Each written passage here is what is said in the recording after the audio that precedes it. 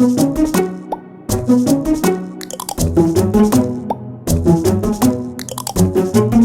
Blood pressure, hypertension, उच्च रक्तचाप एक बहुत ही आम समस्या हो गया है और ये लाइफस्टाइल डिसऑर्डर्स में आता है।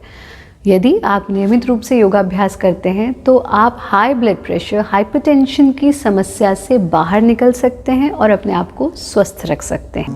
नमस्ते, मैं हूँ आचार्य प्रतिष्ठा। कौन सी हैं वो योग की क्रियाएं, ये तो हम जानेंगे ही, लेकिन उससे पहले आज का योग विचार।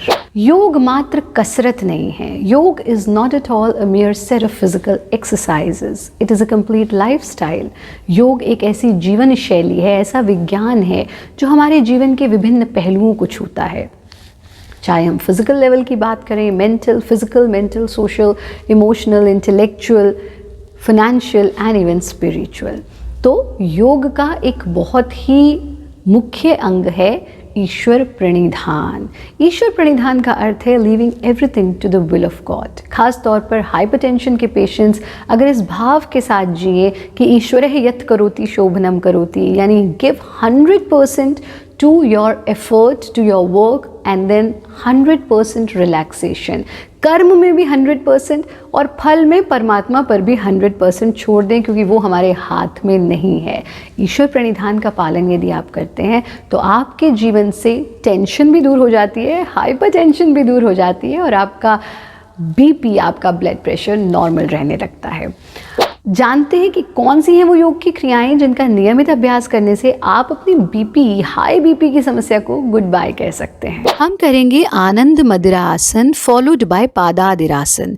आनंद मदिरा के लिए इस प्रकार से वज्रासन में आ जाना, एड़ियाँ मिला लेंगे, हील्स खोल लेंगे, खुली हुई हील्स पर अपने हिप्स को टिका देंगे। आनंद मदिरा, यथा नाम तथा गुणा, जिसे आनंद की मदिरा मिल जाए उसके लिए बाकी सब मदिराएं फीकी हैं। वज्रासन में बैठ करके अपने पैर के टखनों को इस प्रकार से पकड़ना कि अंगूठे भीतर की तरफ, उंगलियां बाहर की तरफ, कमर बिल्कुल सीधी रखते हुए गर्दन को पीछे की ओर ढीला छोड़ देना, कहीं पर भी कोई स्ट्रेस ना हो, बिल्कुल ढीला छोड़ देना और अपना ध्यान ले आएंगे भ्रू मध्य पर, स्पेस बिटवीन द आईब्रोज। जो भी विचार आ रहा है आने दें, जो जा रहा है जाने दें।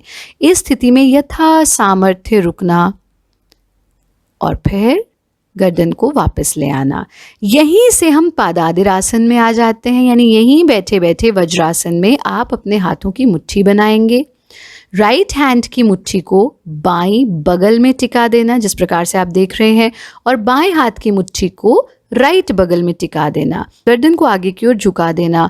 नासाग्र, टिप ऑफ द नोज पर जो भी कुछ आप अनुभव कर रहे हैं श्वास के साथ, नॉर्मल ब्रीदिंग के साथ, उसको अनुभव करना। यथा सामर्थ्य रुकना, फिर गर्दन को सीधा कर देना, हाथों को भी वापस ले आना, शरीर को ढीला छोड़ देना। ये दो आसनों का कॉम्बिनेशन आप 4 से 5 बार इसी प्रकार से दोहरा सकते हैं। इन क्रियाओं का तो नियमित अभ्यास करें ही, साथ ही जाने से पहले हमारे नुस्खे ज़रूर लेते जाएं।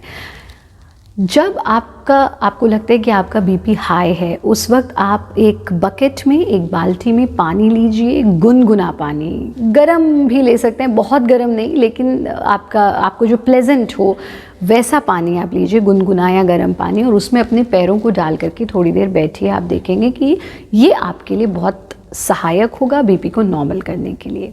साथ में जब आपका बीपी हाई हो तो आप दाईं करवट से लेटें। जब आप दाईं करवट से लेटेंगे तो आपका बायां स्वर एक्टिवेट हो जाएगा, जो हमारा चंद्र स्वर होता है, और चंद्र स्वर एक्टिवेट होने से आपका बीपी नॉर्मल होना शुरू हो जाएगा। खान पान का ध्यान रखें, बहुत तला भुना भोजन ना करें, स्ट्रेस से दूर रहें, टेंशन से दूर रहें, नियमित रूप से जाप करें, परमात्मा का ध्यान करें, और ये ध्यान रखें कि आप परमात्मा की सबसे प्यारी कृति हैं, इसलिए आपके साथ जीवन में कभी कुछ गलत नहीं हो सकता। ईश्वर प्रणिधान करें और हमारा कार्यक्रम देखते रहें।